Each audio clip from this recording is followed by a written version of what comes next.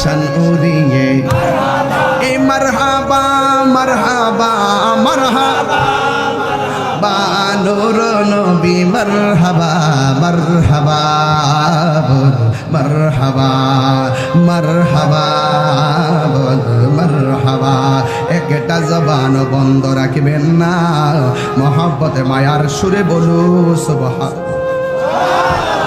আমার নবীর জুলুস শুরু হয়ে গেছে, কথা বলেন ঠিক কিনা?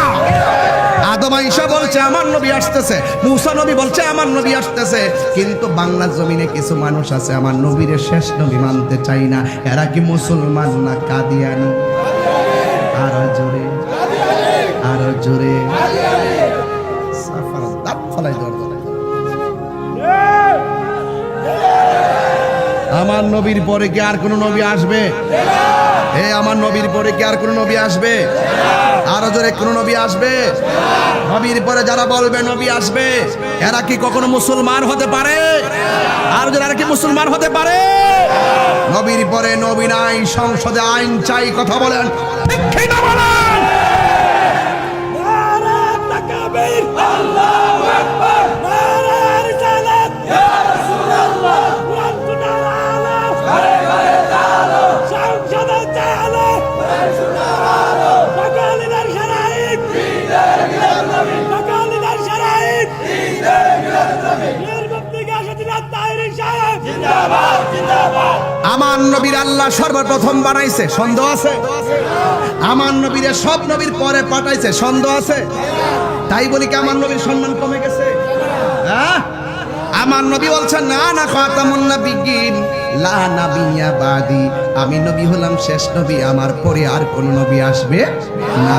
যারা বলবে নবীর পরে নবী আসবে এরা কোনোদিন মুসলমান হতে পারে না, কথা বলেন ঠিক কিনা? এই জন্য আমার নবী সবার পরে দুনিয়ায় এসেছে। ও যুবকের দল, কেন আমার আল্লাহ কোরআনে বলেছেন তোমরা যদি ফজল পাও তোমরা আনন্দ করবা, তোমরা রহমত পেলে আনন্দ করবা। নবীর শুভ আগমনে কেউ যদি বেজার হইয়া যায় কবরে গেলে নবী পাওয়া যাবে না, কথা বলেন ঠিক কিনা? এই জন্য আমার যুবক ভাইয়েরারি, অনেকে বলে আমার নবী নাকি সশরীরে কবরে থাকতে পারবে না।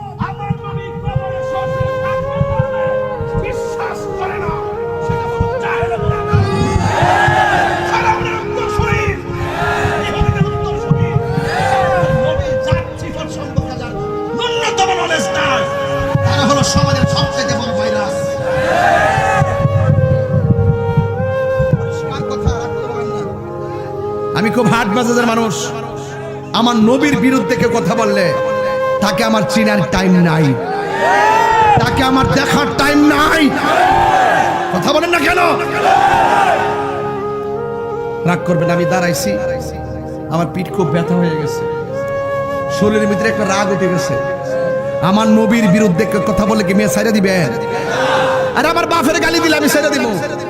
আমার আব্বারে প্রতিদিন গাইলা, প্রতিদিন ফেসবুকে প্রতিদিন গাইলা, আমার প্রত্যেকদিন কে ভন্ড আর মাজার পূজারি, আমি নিচে রিপ্লাই করি আসসালামু আলাইকুম। ওরা যখন আমার আব্বারে গালি দেয় তখন আমি তারে বলি আপনার আম্মাকে আমার সালাম দিয়েন। আচ্ছা, নারে তাকবীর, নারে রিসালাত।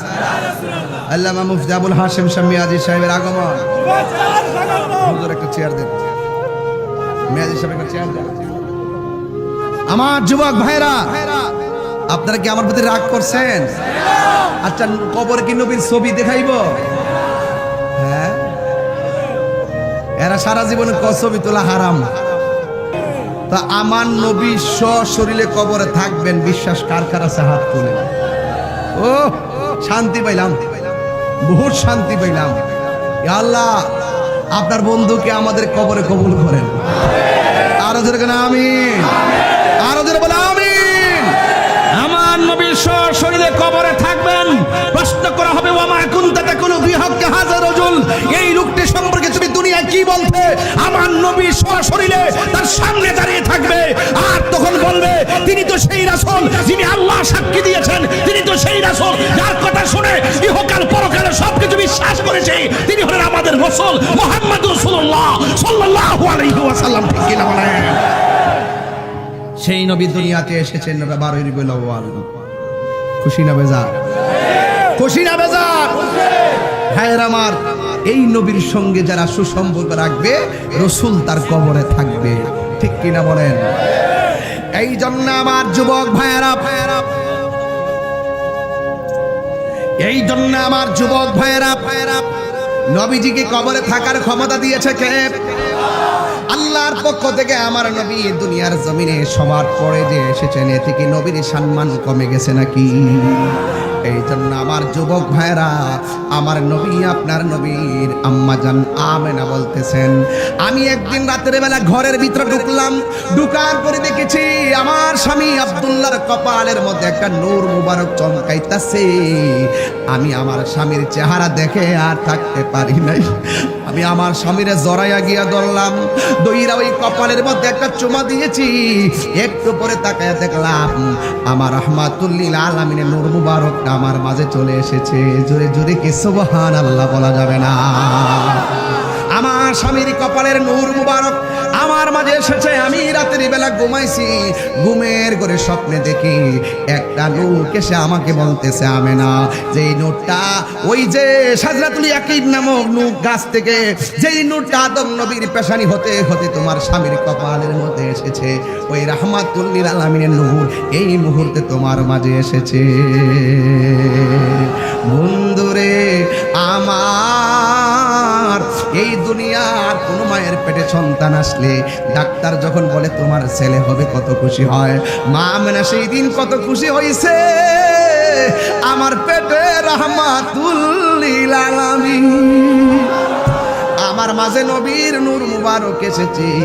মা আমেনা বড় খুশি হইয়া জিজ্ঞেস করে, এ আল্লাহর বান্দা, এত গভীর রজনীতে আপনি আমার ঘরে এসেছেন, আপনি আমার ঘরে এসেছেন, আপনি কে? ভাই আমার চিনো না?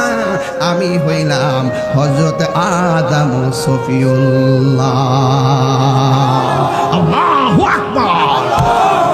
এরপরে দ্বিতীয় মাস আসলো। এখান থেকে ওয়াজ না ধরলে কিশোর বয়সের পোলাপানগুলো বুঝবে না মিলাদুন নবী কি জিনিস। কথা বলেন ঠিক না বেঠিক? এই ধরলো মা আমেনা বলে, আমি দ্বিতীয় মাসে আবার ঘুমাইলাম, আমি দেখলাম একটা পুরুষ আমার ঘরে এসেছে, যার দাড়িগুলা কুকুরানো কুকুরানো, যার মাথার চুলগুলা কুকুরানো কুকুরানো। আমি জিজ্ঞাসা করলাম, আপনি আবার কে? আমার ডাক দিয়া কে, আমেনা, আমার তুমি চিনো না? আমি হইলাম এমন একজন পয়গাম্বর যার মরণ হয়েছে কিন্তু গোসল হয় নাই, যার মরণ হয়েছে কিন্তু জানাজা হয় নাই, যার মরণ হয়েছে কিন্তু কবর হয় নাই।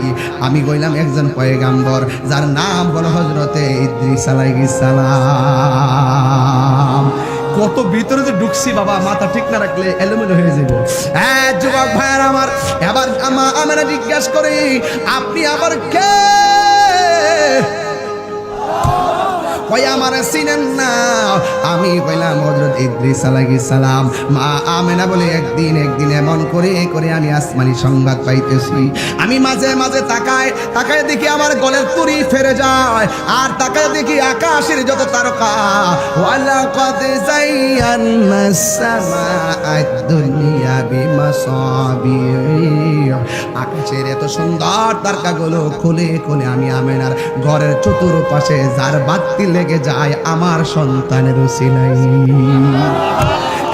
যুবক ভাইরা আমার, আল্লাহর হাবিব দুনিয়াতে আসবে, স্বাগতের এলি শুরু হয়ে গেল।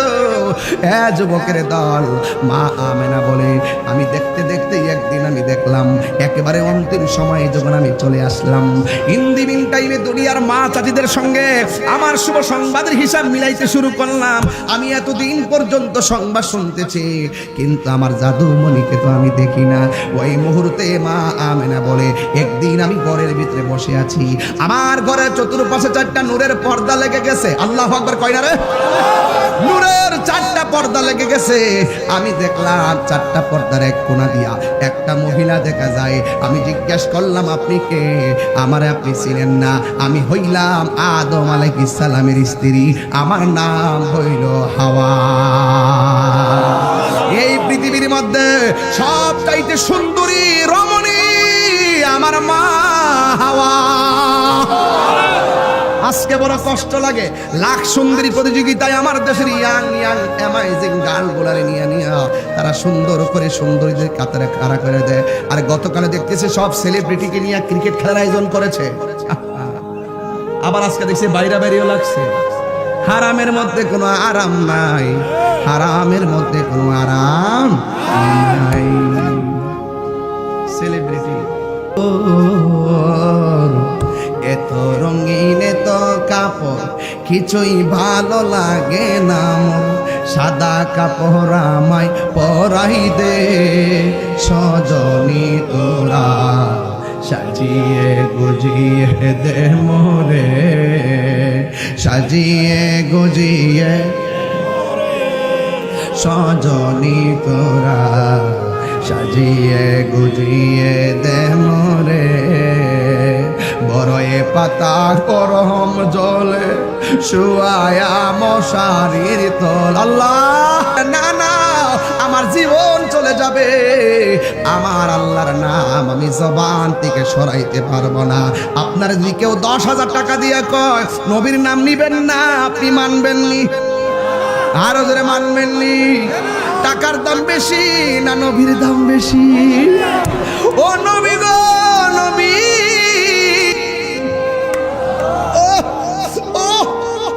মা আমেনা কয়, আপনি কে? আমার স্বামী আমার আগুনের মধ্যে পালাই দিতেছিল, এবার স্বামী নিয়ে তার আগুনে পালাইয়া দিব। স্ত্রী আসমানের দিকে তাকাইয়া আমার আল্লাহরে ডাক দিয়ে বলে, আল্লাহ গো, ও আল্লাহ, আমার স্বামী আমার দেহের মালিক, কিন্তু ইমানের মালিক তুমি আল্লাহ। ও আল্লাহ, আমার স্বামী আমার আগুন দিয়ে জ্বালাইলেও আমার জবান থেকে তোমার নামটা দূরে সরাইও না, দূরে সরাইও না। মাওলা হাজি, অসুবিধা হইব? আমি কিন্তু আমার প্রেমে গাইতেছি, আপনারা মন্দ বলবেন না। মাওলা, এটা হাজিগঞ্জের জীবনে গাই না, চাঁদপুরে গাই নাই, আজকে নতুন গাইতেছি। মাওলা হাজি তোমার রহিম নামটি তাকিতে গো থাকিতে, আমি পাপি দুই বাজাইতাম নি। করিমি রহিম নামটি তোমার, আল্লাহু আকবার। ওরে করিমি রহিম নামটি তোমার, আল্লাহু কাদের গুনি, আমি পাপি দুই বাজাইতাম নি। মাওলাজি তোমার রহিম নামটি তাকিতে গো তাকিতে, আমি পাপি দুই বাজাইতাম নি। জোরে কি আল্লাহু আকবার বলা যাবে না? গফুর রহিম নাম তোমার, দয়া করে পার করিও তুমি রহমান। ওরে গুনাহগারকে উদ্ধারিতে দয়াল রে,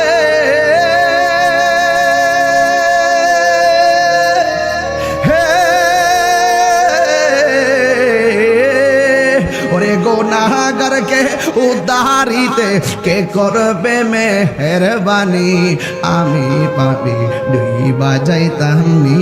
মাওলা হাজি তোমার রহিম নামটি তাকিতে গো তাকিতে, আমি পাপি দুই বাজাইতাম নি। জোরে জোরে কি আল্লাহু আকবার বলা যাবে না? এবার ডাক দিয়া বলে, আমার স্বামী আমাকে আগুনে ফেলে দিতেছিল, আমি নির্যাতিতা স্ত্রী, আমার নাম হইল হাওয়া। কয় কেন এসেছো? রহমাতুল লিল আলামিন দুনিয়াতে আসবে জান্নাতি হাতে রিসিভ করার জন্য আমি তো আপনার ঘরে হাজির হয়ে গেছি। আর একটা মহিলা আসলো, নাম হলো হাজেরা। আর একটা মহিলা আসলো, নাম হলো মরিয়ম। সুবহানাল্লাহ। এ যুবক, তুমি আমি মার পেটে ছিলাম। মা পাশের বাড়ির মহিলারে বলছে আমার পেটে ব্যথা করে। পাশের বাড়ির মহিলা ঘরের ভিতরে ঢুকছে, দুইকা দরজাগুলা লাগাইয়া দিছে। ঘন্টার পর ঘন্টা ওই মা দুঃখিনী মরণ যন্ত্রণায় কাতরাইছে সন্তান প্রসব করার সময়। ঘন্টার পর ঘন্টা পাশের বাড়ির মহিলারা ঘরে বসে আছে দরজা লাগাইয়া। স্বামীটা যতই পাগল হোক না কেন, স্ত্রীর ডেলিভারির সময় স্বামীটা পাগল হয়ে যায়। কথা কোন ঠিক কিনা?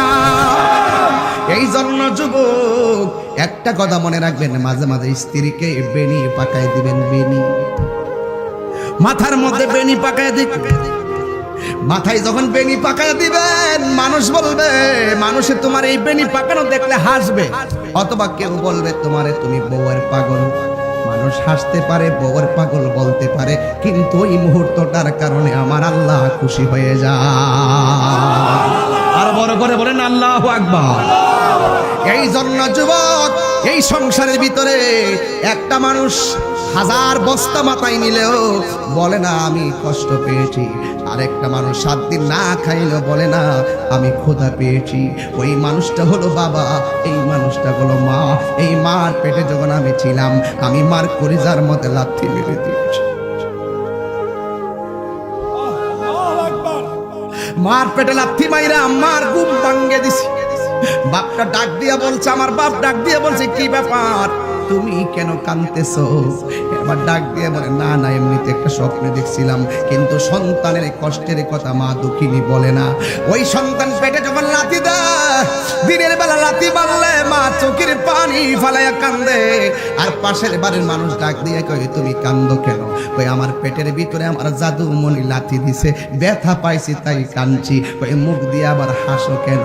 চোখের পানি ফালাইতাছো একখান দিয়া, বলতেছো কষ্ট পাইয়া তুমি কাঁদতেছ, কিন্তু মুখের ভিতরে হাসি হাসি দেখতেছি, তার কারণ কি? মা ডাক দিয়া বলে ও জগৎবাসী, আমার সন্তান আমার লাথি দিছে, আমি কাঁদতেছি কিন্তু হাসতেছি একটা কারণে, আমার জাদুমণিটা পেটের মধ্যে জিন্দা আছে। আরো বড় করে কন্যা আল্লাহু আকবার। ও বাবা রে, পেটে থাইকা হাজার লাথি দিছস, হাজার লাথি আমার আনন্দের কারণ, কিন্তু জন্মগ্রহণ কইরা বড় হইয়া তুই যখন আমারে মানুষের সামনে লাথি মেরে অবহেলা করস, আমি মা দুঃখিনীর কলিজাটা ফাইটা বাগ বাগ হইয়া যায়। বাবা তোমার এত কষ্ট কইরা বড় করলো, এই বাপটারে যখন ধমক মাইরা বাপটারে বৃদ্ধাশ্রমে পাঠাইয়া দাও, আমার আল্লাহ রাব্বুল আলামিন